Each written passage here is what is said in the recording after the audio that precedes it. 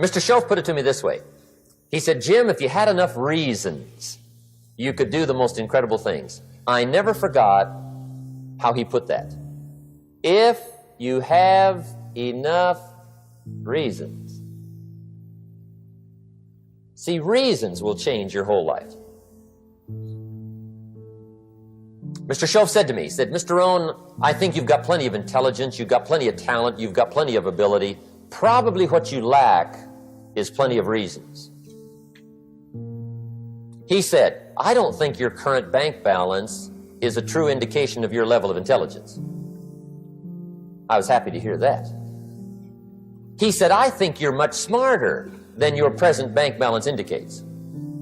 And that turned out to be true. I was much smarter. But of course my first question was, well then why isn't it bigger? And he said, you don't have enough reasons. You've got enough intelligence, but not enough reasons. So see, reasons can change your life. Here's what else I found out. Reasons come first, answers come second. You don't get the answers to do well till you get the reasons. Life has a mysterious way of hanging on to all the answers and only gives them up to the people that are inspired by reasons. So reasons make the difference in how your life works out. Now, what are some of the reasons for doing well? Let's go through a quick list called Reasons for Doing Well. First is personal reasons. Some people do well for recognition. Some people do well for respect. Some people do well for the way it makes them feel. They love the feeling of being a winner. Those are good reasons. I have some millionaire friends that keep working 10, 12 hours a day, making more millions. And it's not because they need the money. It's because they need the joy and the satisfaction and the pleasure that comes from being a constant winner. And see, it's not just the money anyway. It's the journey, not the money. Once in a while somebody says to me, boy, if I had $1 million, I'd never work another day in my life. That's probably why the good Lord sees to it they don't get their million, right? They'd quit. They'd quit. Okay. Next is family reasons. Some people do extremely well for other people, and that's powerful. Human beings can greatly affect each other. Sometimes we will do things for somebody else we will not do for ourselves. We're made that way. I met a man one time who said, Mr. Rohn, to do all the things I want to do with my family around the world, he said, I got to have at least $250,000 a year. I thought, incredible. Could a guy's family affect him that much? And the answer is, of course. How fortunate are the people that find themselves greatly affected by somebody for personal achievement. And we are affected. The writer of a recent song said, if not for you, the winter would hold no spring, couldn't hear a robin sing. I just wouldn't have a clue if not for you. So we can be affected. That might be one of the most stimulating reasons to do well, finding somebody. When Andrew Carnegie died, the wee little Scotsman that built the big steel industry, when he died, they opened up his desk, and in one of the desk drawers, they found a slip of paper. On that piece of paper, Mr. Carnegie had written his goal for his life, and he wrote it when he was in his 20s. And on that piece of paper, it said, I'm going to spend the first half of my life accumulating money.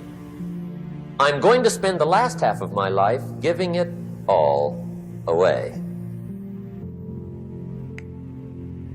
What a goal.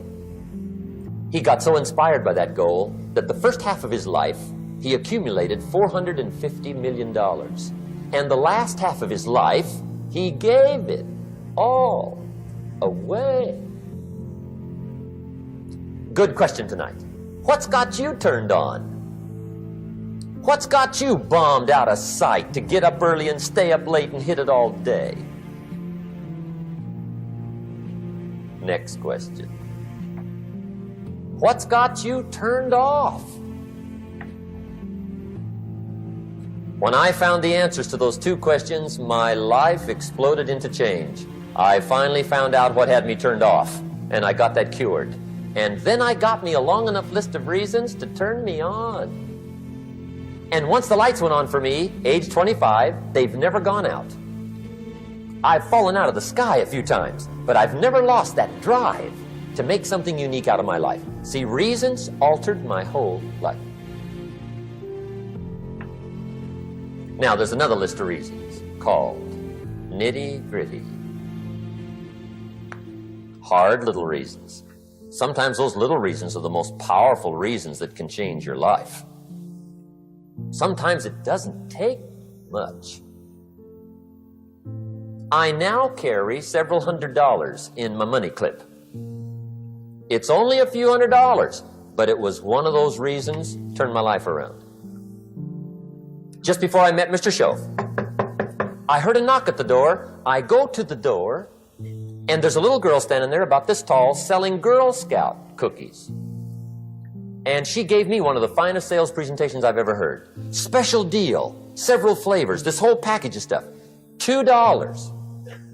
And with a big smile, she very politely asked me to buy.